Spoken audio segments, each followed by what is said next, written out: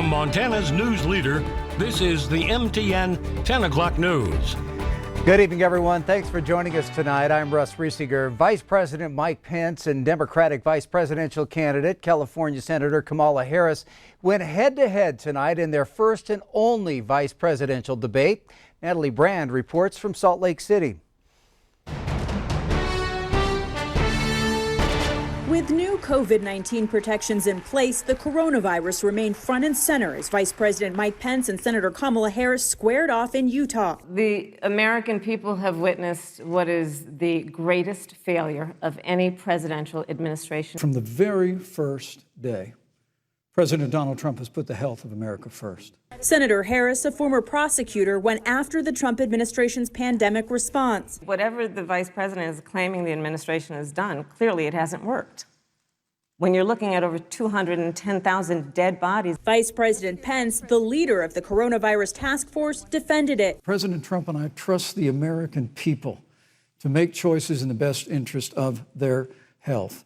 After the chaotic first presidential debate last week, the candidates tried to stay on message. Donald Trump paid $750 in taxes. The American people have a president who's a businessman, he's a job creator, who's paid tens of millions of dollars in taxes.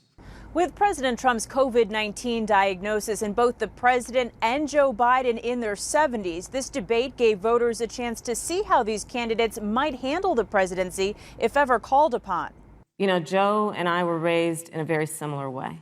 We were raised with values that are about hard work. The reality is we've got an election before the American people in the midst of this challenging year, and the stakes have never been higher, but I think the choice has never been clearer. The vice president and senator also sharply disagreed over the push to confirm Supreme Court nominee Amy Coney Barrett before Election Day. We hope she gets a fair hearing, and we particularly hope that we don't see the kind of attacks on her Christian faith that we saw before. Let the American people fill that seat in the White House, and then we'll fill that seat on the United States Supreme Court. The second presidential debate is scheduled to take place next week in the battleground state of Florida.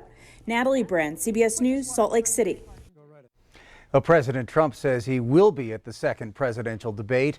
Former Vice President Biden says he will only move forward if the president no longer has COVID-19. Meanwhile, President Trump posted a nearly 5-minute-long video on Twitter today praising his doctors at Walter Reed and calling the medication he was treated with, Regeneron, unbelievable. I want everybody to be given the same treatment as your president because I feel great. I feel like perfect. So I think this was a blessing from God that I caught it. This was a blessing in disguise. I caught it. I heard about this drug. I said, let me take it. It was my suggestion. I said, let me take it.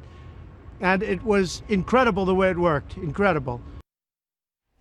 Now, the president's doctors say he's been symptom-free for the past 24 hours and his vitals continue to be stable. Tonight, Bighorn County reports 3 more deaths related to COVID-19, and the virus once again wipes out its own record as the state confirmed 733 new cases. Deaths across the state have now reached 204. Of those 3 Bighorn County deaths, a woman in her 80s, a man in his 60s, and another woman in her 70s. Active cases spiking across the state. The 700-plus reported today topples yesterday's record of 504. However, MTN reports today's number includes more than 200 cases in Missoula County that we already reported yesterday. There are now more than 5,200 active cases, more than 16,000 total confirmed cases across Montana. The state reports 235 people are hospitalized. Well, the state will begin publicly displaying COVID hospital capacity tomorrow.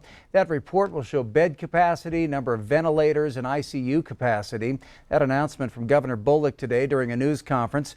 The governor said he will also direct $200 million in CARES Act dollars to the Unemployment Insurance Trust Fund. Bullock says the move is to prevent Montana businesses from experiencing an 85% spike in their tax rate. Yellowstone and Flathead counties reported the lion's share of new cases in the past month. Bullock again affirmed his position on leaving stricter COVID mandates in the hands of local governments.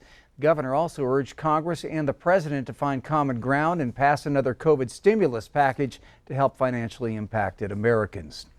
Well, the school day looks different with masks and social distancing, while some students have been struggling to learn in the remote classroom. Q2's Mitch Legge touched base with a local tutoring service to help. Billings parents, students, and teachers have seen massive changes to the education system since the start of the COVID-19 pandemic. Olga Prather, owner of Sylvan Learning Center in Billings, has been helping students throughout the first few weeks of school. Things have changed for education in Montana and across the country. And what I'm most excited about seeing is that everybody is really stepping up to the plate. About 2,500 Billings School District 2 students are doing their learning online. Prather said the first step to success in the virtual classroom is using the right mindset. If we go into it thinking this is never going to work, then it's going to be difficult. But what I'm seeing is that we're adjusting, we're getting it. So maybe at the beginning it's difficult, and kind of working together as a team. So teachers and parents really communicating and talking about what's most effective. Prather has 3 tips that any student, whether remote or in person, can take away to see more success. And they're all pretty simple. First, set a schedule. Second, don't put off that homework. And third, establish clear communication between teachers, students, and parents. Sometimes I see kids fall behind. They just don't do it daily. I say again, set a routine. Complete the work as early as possible. Kids do better in the morning, and make sure that you're checking in with the teacher, that you have everything completed and all expectations are met.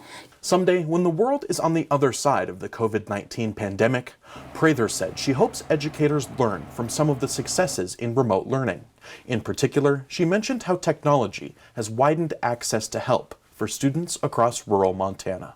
In Billings, Mitch Legge, MTN News. Thanks, Mitch. Just 1 week after Billings students were allowed to cheer from the stands at Dallas Stadium, that run has come to an end. The school district announced today there will be no students allowed into the doubleheader Friday. West plays at 4 against Great Falls High, and Senior and Skyview play at 7. 2 family members per player will still be allowed to attend. All right, turning to Chief Forecaster Bob McGuire. Bob, tomorrow could possibly spell some trouble on the wildfire front with record high temperatures. Oh, yeah. Maybe some relief, though, around the corner with maybe a little bit of rain. That is out there. Let me show you what we have in store for you tomorrow. First off, look at this. This is a red flag warning. Starts in Canada, goes all the way down to Wyoming and into parts of Wyoming. Now, up across the High Line, where we have the increased fire risk and the red flag warning, that starts at noon tomorrow and goes until 7 p.m. Thursday. Down here in south central Montana, including Billings, that stays with us until 9 p.m. tomorrow night. In northern Wyoming and the Cody foothills, that goes until about 8 p.m. on Thursday night. So that's what we have going for us. Of course, we're looking at some pretty warm temperatures moving in tomorrow, possibly even some more record highs. We'll see what happens. But right around the corner, look what's happening. Look at all that moisture in the Gulf of Alaska. That is starting to push its way into Montana. We think it'll push its way into the Billings area about Saturday night or Sunday morning. We'll see snow in the mountains, rain down in the valleys, and maybe even some measurable rain for the Billings area this weekend. So we'll still have more about that coming up in a few more minutes. Russ? All right, thank you, Bob. Well, just in time for the Halloween season, a Billings native is taking pop culture by storm with a comic book character that he created when he was just 9 years old. The character is named Iron Face. It was created by Dan Paul Schaefer. Now, with the goal of reaching a $15,000 Kickstarter campaign, people around the country have piled in their support for the grisly creature, exceeding the financial goal within its first 24 hours. It's now catching attention of some professionals in the entertainment world. Iron Face making headway within the medium of graphic novels and potentially even an animated series. For those inspiring artists out there who have similar dreams, Dan has some words of advice.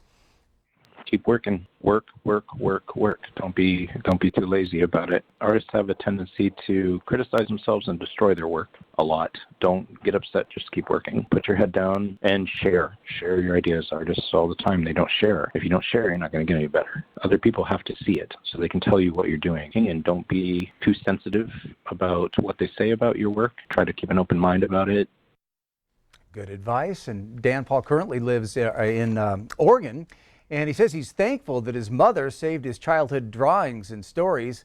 And we also want to thank his sister, Angela Jones, for sharing this story with us. For more information on the project, you can go to the Iron Face Studios Kickstarter page. Still to come on the MTN 10 o'clock news here on Q2, a farm-to-school program delivering to students across the state. That story coming up in tonight's Montana Egg Report. And Q2's Athletes of the Week spell double trouble for the opponents of West High on the football field. We'll meet that duo in just a bit.